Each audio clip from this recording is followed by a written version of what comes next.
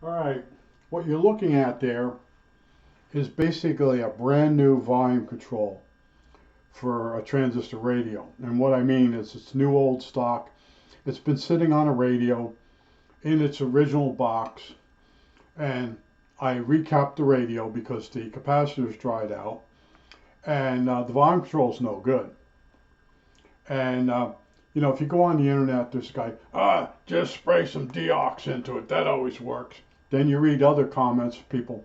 They sprayed deox into a volume control that was sort of scratchy. Now it don't work at all. Oh, it was probably on the way out anyway.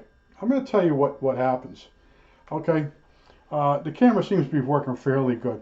When you look from the top of a volume control, there's a wipers down in there, and the wipers are sort of spring loaded, and they wipe on a path, a track. Let's see if I can move this thing. There's a track of carbonized material, like a circuit board. It's U-shaped, and that's fine. And you can see the wiper has made two tracks in it. And that's usually what gets like torn up. And you get spots where it gets scratchy, the audio drops out. That's not what's wrong with this volume control. This volume control has basically never been used, but it went bad. Now you can see here, this is a little Jesus clip, and the on-off cam. Let's call it a cam. That's because I went on the back side. And on the back side, you have a, I don't know if this is focusing. Let me run over and look closer. That's good enough. Anyway, once you take the little Jesus clip from here and the little thing off, you can notice that there's a shoulder and there's a fork-shaped part that goes to the center lead of the volume control that you can solder to. And it's one of these, sorta. Okay? Let's see if this is focused. Yeah. Well, that's turned black. Very dark. So as you turn the volume control, it doesn't make contact with this post, which is basically the other side, which is the wiper. Okay, so if you spray from the top, all you're going to do is mess up the carbon trace. And if you read the different conferences, you'll see someone says, I sprayed it, now it don't work at all. That's because these transistor volume controls were not made to be sprayed with deox or tuner cleaner or any. They were made to be disposable. Okay, and they're made totally different. But it's funny how the real place to spray it would be on the back, just a drop. And what that'll do is it'll clean the oxide off. It'll probably work for a few weeks, and then the cleaner in the liquid will cause it to turn even darker. Okay, and I went through this in RCA. We had a stuff called bright dip, and we had sockets that the girl would put the tube in, and she had all meters and everything. And after a while, the pins would get dirty, so the guys would take the pins off. They were removable, and they would clean them in a bath of not deox, a bright dip, and then put them back in. And what was going wrong with the pins is they had like two pieces that went together, brass, and there was a hole through the center. Okay, and it would wear out, and they would just keep bright dipping. So one day they put me over there to fix it, and I asked, where are the spare pins? They're made to come out. They took me in a room, and there were boxes after box after box, and I questioned the guys, like, why didn't they use some new pins in there, save the girl some headache and jiggling the tube. And well, we have to save those. We can't use them all up, those connections. I said, we're closing down in 2 years. That's the kind of stuff you run into with people. So we took some new pins, put them in it, and the whole time I was there, they never had to take those pins out and clean them. They were that good. After 10 years, something wears out. Instead of changing the part that wears out or that's really broken, they had all these temporary fixes all over the place. So when I started working there, I kept bumping into these things. And you can keep playing that game, spray a little cleaner on it, hope it holds up for a couple more hours. And I used to fix stuff, and then we had one of the flybacks on one of the test beds would start arcing, and there was guys that put wax on it or silicon caulking. You know, that flyback's going bad. It's 15 years old. It's going bad. You keep playing with it. That test you're putting up is not running correctly, and that's what I ran into with people. So today I want to show you too. I labeled when I took the here's you can see these pieces of tape. The wires that go on that control are numbered. So when I put it back together, before I unsoldered the wires, I labeled with little tiny pieces of tape the wires. That's how I work. But I just said to myself, let me look at this volume control. I haven't looked at really one of these in a few years. But on my old personal radio from when I was a kid, I used to go in on this side and take a soft pencil and recoat with the pencil that carbonized trace. And I could get a few months out and start getting crackly, go bad. I knew how to open it up again, but it would keep going. And finally, as the years went by, I got a hold of like a volume control like this, and I made a new bracket and I mounted it in the radio. And that's what the radio has. It's got a custom-made bracket and a volume control. Now today, I found a place online from the UK. I ordered 5 volume controls. I don't know. When it checked out, it was $44. It says 1 item. The person hasn't gotten back to me. I don't know if it's for real, but I take a shot. They have these exact volume controls, and they were 2.2 something pounds or whatever they were, and 5 of them come out to $44 with shipping included and whatever. But now on the traveler, whatever I call it, the receipt, it says 1. So I don't know if that's just the way it worked, but this is brand new. And the problem with this, now back here I might be able to get in there using paper as sandpaper and clean that up. But you can see it's the brass is tarnished. It's not making contact, and that's what went wrong with this one. And if you spray deox or whatever you want to spray on this side, it's never going to fix the problem which is on that side. Okay, and I don't like the conferences on the internet. I used to stay in them and try to correct people and try to tell them what the real problem is. It's a waste of time. Okay, people that don't know what they're talking about do it very well, and they can sound more convincing than you can with the real answer. And I want to give you a quick story. We had a guy at work, and he bought a used car, and basically had a problem in it that nobody could seem to find. The car would drive for 15 minutes, and then it would starve for gas, and then it would shut off. And this is years ago now in the old cars. And we had a guy at work, and he was pretty sharp on stuff. He had a good memory for repairs. And he says, we'll go out there at break time. And he says, I'll show you what the problem is. So we go out there, the guy starts the car up, he's running it for a while. And the guy's sitting in there running, he's like, what's he going to do? What's he going to do? And I'm like, I'm thinking to myself, he knows what's wrong. So tells the guy to shut the car off, come on out. And he goes, open your gas compartment for the gas, the fill cap. He says, now slowly open the gas cap out of the car. And as he did, you hear like that. Okay, he says, the guy, he goes, you got the wrong gas cap on the car. And he says, this happens a lot. If you work at a gas station, somebody will come in and say, you forgot to put the gas cap back on my car. Whether they lost it or you forgot to put it back on. So you grab them, a bunch of them, you kind of save them at the gas station, ones that are left behind. So now you put a new gas cap on the car, maybe shine it up with a rag, guy pulls away, and now he's screwed. He's got a non-venting gas cap on his car. And then he takes it to different places to get fixed, and they can't find it because it's like sort of an intermittent problem. You know, because guys test the car. They don't go out for a full 15 minutes or whatever. They go out around the block, check it for power and all this other, come back and can't find it. And then this guy we worked with, he was annoying. He could be obnoxious, but when he said he knew an answer to something, I knew he knew it, okay? And when he took the guy out there, had the guy run the car for so many minutes, had him come out of the car, and I go, this is going to be good. All right, now, Opens the cap, you hear the hissing noise. That's because as it's pumping gas out of the tank, it's creating a vacuum. But some gas tanks are vented and some use the gas cap. Okay. Now I ran into a thing where we had some heavy snows, and the guys broke the motors for the windshield wipers.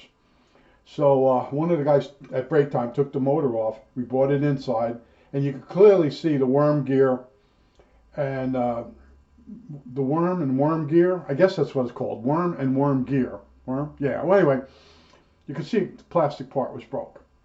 So they go over, and near where we would park was the town lot, where the impound lot. And they showed it to the guy, and the guy goes, "For $5, I'll let you take one off another car." So he took one off another car, and they put it in. It had the same problem. It had been in the snow that season. Someone turned it on when the wipers were stuck, and it didn't blow the fuse. It broke the plastic. So we took the two of them apart, and we were looking at it. And I'm thinking, the wiper blades go back and forth. I'm thinking we can rotate the worm gear and it would work. We tried that. It didn't work. It went. The gear went all the way around. I just said to him, "Is it possible they sell this replacement part at the dealer or at maybe the parts store for the auto?" So the guy shot out, because just around the corner was an auto place, parts place. So in the next break, they went out and they come back. It was a rebuild kit, and it was pretty funny. It was like $1.75 or whatever, and it came with a little tool for some type of. You had to put the gear on, and then you had to put this tool on, and I think you had to squeeze it with pliers or something. It was like a locking ring or something like that. But it was funny how many hours we put into taking the windshield wiper motors out, testing them. Possibly we could rotate the gear, and it turned out that that's a common problem, and that the auto parts store has the solution in that case. But it's really funny when you actually know the real problem, the real solution. Now, I worked on F-14 aircraft and some other planes, and they could be refilled in the air, or refueled in the air. And it had a mechanism. It was just about a little bigger than your hand. A set of gears. It looked like a clock, inside of a clock, and had a clock spring in it. And what it would do, the plane would go up into position, and the guy would hit on the control panel of the aircraft. He'd hit a button, and the valve would open up. A door would open up with a place to fuel the plane or the aircraft, whatever you want to call it. And it would refuel it, and then the nozzle would come out, and then when the guy hit the button again, it would close the door using a clock spring, no voltage. They didn't want any voltage up in that mechanism because there could be some spilled fuel. That's the way they did it. Well, the top and bottom plates were off by so many thousands when they made the two parts, and the gears would bind up, and the people in Florida, when they would work on them, they would hand pick bearings and gears to get a unit that would work right. And this guy that I mentioned, I won't mention his name, he's probably still alive, he figured out that the top plate and the bottom plate was off by so many thousands. All those gears were shifted over. The end place where the bearing axle went was off on the top plate all the way across on all the bearings. Somebody measured wrong. So he's talking to the boss. The boss don't want to reveal this because the contract's already on and running, and that's wrong. That's wrong. I'm going to tell you right now. I was almost a whistleblower, but I stayed out of it because the layoffs were coming, and that boss threw me under the bus, and I left. Now, years go by, and I'm at my friend's house, and his father worked for Bendix, and he comes in out of the car, and I'm standing there waiting for my friend to come out, and he looked on his face.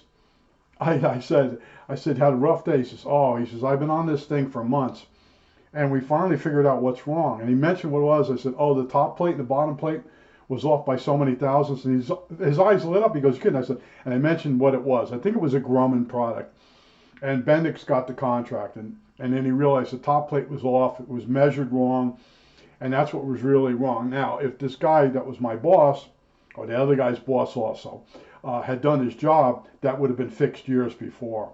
But that's the stuff that goes on. That's why with these guys in the group, just spray some deox on it. No thought to say to the guy, well, what kind of volume control is it? Is it a transistor volume control for a transistor radio? Because deox could eat the carbon right off that, because this was made earlier before they started spraying controls. And I noticed myself that I'd get an old radio and the controls were a little scratchy, and then my father would spray them with this stuff. And in RETS, the one instructor used to call people tinkerticians. They spray stuff, and then it works, and then after a few months or days, the acid, that's the cleaning part of the product, eats something, and now it stops working. Or it breaks down under voltage, because it ate something that's slightly conductive. It made a little bit of a paste. The voltage went across it, and now you got a problem. Now you're troubleshooting something you caused. But I just wanted to, knowing this was never really used, and I'm hoping the one I bought from the UK doesn't have the same problem, sitting too long. But down in here, this pin it's got like a washer built into it. So it's put in through the back here, and then this part's put down on there, and there's a tool that grabs this and like mashes the metal so you can't take it apart. But you can take the part that activates the switch and the little Jesus clip, and then you can see it a little bit better. I don't know if you can see it, but it's all tarnished. And if you measure from the wiper on this side, you put the meter on here, to this center pin, which is the wiper, as you turn it, it breaks continuity. And it has pressure on that, but the oxide is so thick, and brass oxide is sort of conductive, okay? But in a transistor circuit, you need more current than at 70 or 80 volts. That might actually work on high voltage. Enough voltage to go through, you get enough signal, but not at 9 volts. But I just had to say this video because I'm so tired of people. I just spray it with deox, and I had the problem with when I had AHO trains. This guy had me put the ballast down with water. You mix water and you lay your ballast down. You spray it with a spray bottle. And I said, really? I said, that won't mess the track up? No, it won't mess the track up. I can't tell you how many switches I ruined. And then he gave me deox or Kremlin oil. I think it was Kremlin oil at that time. And that's when I got into using my pencil eraser. And I erased the rails to clean them up. And then I actually used flexible wire that's used on tone arms of stereos. It's very flexible miniature wire. I used that underneath the switches, and I made them live, okay? And I put in, I counter turned, I put little coils of wire underneath there, like a clock spring. And one side was going one direction, so it counteracted the rail, so the rail would be zero force. It wouldn't be, the wires underneath, the tone arm wires, wouldn't slow down the spring that was built into the switch. But I went back to that guy. I said, you had me use water. And they go, well, you used too much water. No, I didn't. I did it exactly the way you told me. And I talked to other people, and they go, yeah, the guy's never actually done the job on the trains. He's just memorized, or someone told him, and now he's just repeating it. And a miracle. He just happened to have Kremlin oil in spray bottles, okay? And when I see people telling you to spray stuff without asking questions, and in the R71A, there's these little tiny plastic trimmers. They're capacitors. And people tell people to spray them. And first of all, that when they spray, the overspray goes in the oscillator. It's the VCO board. It ruins the VCO board, okay? Now, if you take one of those tuning capacitors apart, you realize that when you sprayed them, the spray never made it inside to the part that's bad. Now, tuning capacitors get silver mica disease, sort of like the brass. The plating for the plate on the mica is silver, and silver oxidizes really bad, like silver spoons do. And after a period of time, the oxide falls off and it shorts out the capacitor. So all you have to do is move the capacitor back and forth a little bit, and it'll dislodge that amount of flakes, and now the capacitor works. Well, these guys say, spray the capacitors and then move them back and forth. The spray does nothing. Moving them back and forth makes it work, okay? And that's why people, if you do the two operations together, it's not scientific method. You'll never figure out which which part of it made it work. Okay, but I'm a stickler for that. I took those capacitors apart and realized that you could never get the spray to go inside those. And that's when I started deciding I don't want to repair R71A radios anymore, because you get one in from somebody and they complain about the shipping, it's too expensive, the whole thing. And you find more wrong with that radio than you can believe, because the person's got their little fat fingers in it. Oh, it just stopped working. No, it didn't. It did more than stop working. You put your little paws in there. But I just wanted to show you brand new volume control. And back there, if you could take it apart, you could clean all those parts and put it back. And but there's a special tool on the front here that they can grab that and mesh it, and it holds. This is under, the wiper is actually under compression, and that gets transferred to the back here. Okay, and that's why when they tell you to spray in here, and there's actually a video on YouTube, the guy goes down there with the nozzle off and he sprays it, and that could be when the carbon traces are starting to go bad. And it'll work for a while, but you're eventually going to have to change the switch. Okay, in this case, I might be able to salvage this. I don't know yet what kind of mood I'm in, or how bad the ones coming from the UK are. That's why I'll save this, because the ones coming could be right in the same predicament as this. And I know not to use bright dip, or I think Kremlin oil is a little less harsh. The boss I had at McGraw Edison, he would always drop Kremlin oil as the buzzword. In aircraft stuff, you can't use that. That don't belong in there. It's not on the spec sheet for building that unit. And he used to say, in other words, Burnell the balls. A lot of times the balls get Burnelled. It means little dents in them. He had all these little sayings, and he'd break into these stories, basically bullshit stories, because when you're working on aircraft stuff, you got people's lives involved. There's certain things you can't do. Okay, so all his repair ideas, if you got caught doing them, you'd get fired. You may even go to jail. Okay, I think that's it. All right, that's it.